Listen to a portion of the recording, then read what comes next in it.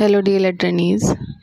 DElEd प्रथम वर्ष के प्रथम सेमेस्टर का जो पाठ्यक्रम है उसमें जो पहला पेपर आपका है वो है बाल विकास एवं सीखने प्रक्रिया, दूसरा है शिक्षण अधिगम के सिद्धांत, तीसरा है विज्ञान और चौथा है गणित, पांचवा है सामाजिक अध्ययन। ये पांचों पेपर का जो सिलेबस है उसको आपको समझाया जा चुका है। आज उसी क्रम में हिंदी का सिलेबस है उसको डिस्कस करते हैं और ये सिलेबस होने के बाद में आपका सामाजिक विज्ञान, विज्ञान, बाल विकास और शिक्षण अधिगम, ये 4 क्लासेस जो हैं कंटिन्यू आपको इसी चैनल पे प्रोवाइड होंगी, जिससे कि आपको बहुत कम समय जो है आपके पास में वो आप अपने समय का सदुपयोग कर सकें और एग्ज़ाम की तैयारी कर सकें। अभी तक जो है 2023 बैच का थर्ड सेमेस्टर का मूल्यांकन चल रहा था और आज भी मूल्यांकन ही है। हो सकता है कि कल तक मूल्यांकन ख़त्म हो जाए, उसके बाद आपको ये सारी चीज़ें कंटिन्यू प्रोवाइड हो जाएंगी।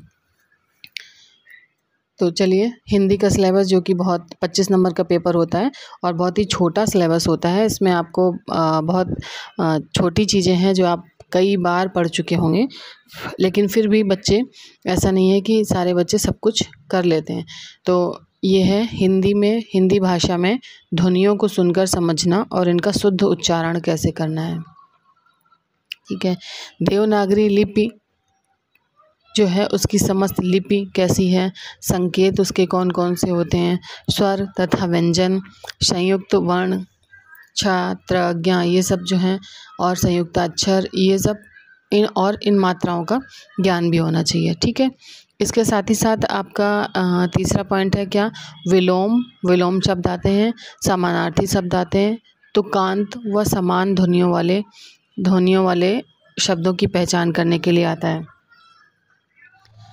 इसके साथ ही ये विराम चिन्ह आते हैं, अल्प विराम, अर्ध विराम, पूर्ण विराम, प्रश्नवाचक चिन्ह, विस्मयादिवाचक बोधक, अवतरण चिन्ह, विराम चिन्ह का ज्ञान और उनका प्रयोग, ये सारे जो है ये आपके विराम चिन्ह आते हैं। ये सब आपको पता होने चाहिए। लेखन शिक्षण की विधियाँ, किस तरह से आपको लिखना है, सीखने के ध्यान रखने या बैठने के ढंग, आँखों से कागज़ की डिस्टेंस कितनी होनी चाहिए, कलम पकड़ने की विधि कौन सी होती है, सिरोरेखा, लिपि, अक्षर की सुडौलता और उपयुक्त नमूना। इट मीन्स इन सारी चीज़ों का मतलब है कि आप सुलेख, आपका जो लेखन प्रक्रिया है, जो आप कॉपी पे लिखते हो वो अच्छा होना चाहिए।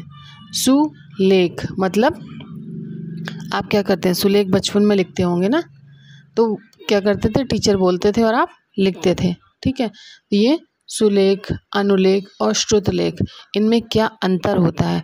श्रुतलेख का मतलब होता है, श्रुत मतलब सुनना, सुनने के बाद जो लिखा जाता है वो। ये तीनों चीज़ों में आपको क्या अंतर है, ये सारी चीज़ें, हिंदी का जो सिलेबस है बहुत छोटा है।